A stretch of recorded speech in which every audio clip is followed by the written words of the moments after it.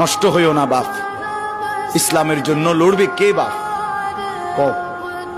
মুরব্বীরা তো চলে যাবে বাপ।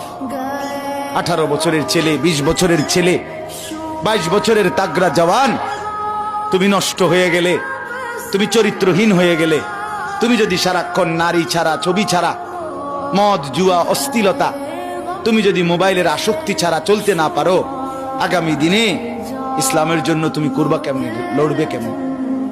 আগামী প্রজন্ম তোমার হাতে নিরাপদ দিন পাবে কেমন? বেঁচে থাকার নিরাপত্তা মিলবে না। বেঁচে থাকা 53 বছর বাংলাদেশের বয়স, 53 বছরের সমাজে বেনামাজির সংখ্যা যদি এত বেশি হয়, 53 বছরের ভিতরে মোবাইলে আসক্ত যুবকের সংখ্যা যদি এত বেশি হয়, 53 বছরের ভিতরে বেপর্দা নারীর পরিমাণ যদি এত বেশি হয়, এত মসজিদ মাদ্রাসা চারদিকে থাকার পরেও যদি এই মসজিদ মাদ্রাসা ষড়যন্ত্রের কারণে কমে যায়,